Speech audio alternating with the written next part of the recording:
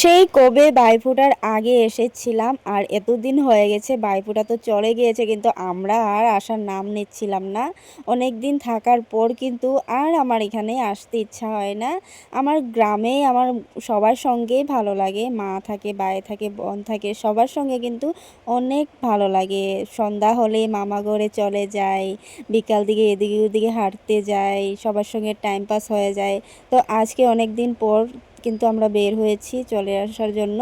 অনেক দিন থেকেই ছেলেমেয়ের স্কুল বন্ধ হচ্ছে, পুচকিগুলো কিন্তু স্কুল যাচ্ছে না, স্কুল থেকে ফোন এসেছিল, তার জন্য আমরা চলে এসেছি আজকে।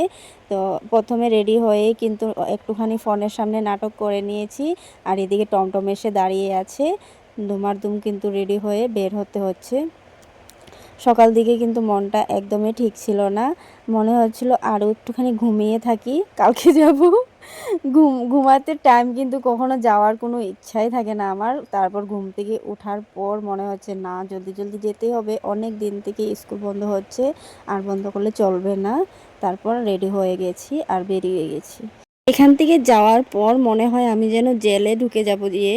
ঘরে তো অনেক মানুষজন থাকে, আর তিনসুকিয়ায় আমি একা একা হয়ে যাই, ওইখানে আমার একদমই ভালো লাগে না। তবে আর কি করব, সব সময় তো আর ঘরে থাকা যায় না, নিজের তো কাজ কাম আছে, সেগুলো দেখতে হবে।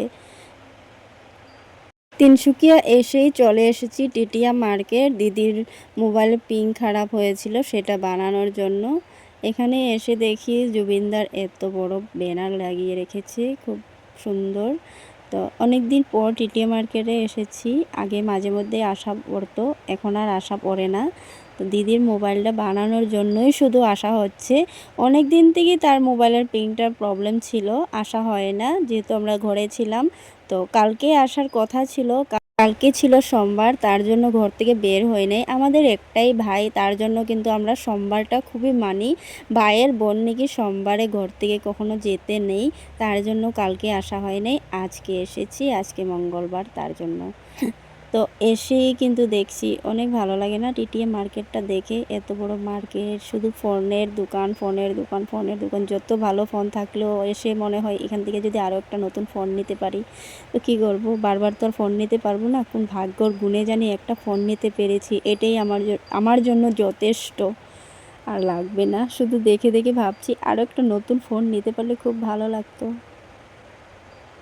ফোন বানানো হয়ে গেছে, এখন সোজা বের হয়ে আমরা এসেছি পানিপুরি খেতে। আর এদিকে দেখো পুচকা পানিপুরি খুব বেশি ভালোবাসে, অন্য কিছু খাওয়ার জন্য সে বলবে না, বলবে শুধু পানিপুরি খাবো। আর এদিকে দিদিও খাচ্ছে আর পুচকিও খাচ্ছে, আমি কিন্তু খাবো না, আমার পানিপুরি ভালো লাগে না, আমি খাবো দহি পুরি। তো আমার জন্য দহি পুরি বানাবে, একটুখানি টাইম লাগবে, কারণ দহি পুরিটা একটু ভালো করে বানাতে হয়। আর তাদের খাওয়া হওয়ার পর আমার দহি পুরিটা দিয়েছে, এই যে দেখো আমার এটা খুব ফেভারিট, আর এটা খেয়েই এখন চলে যাব, টাটা বাই বাই।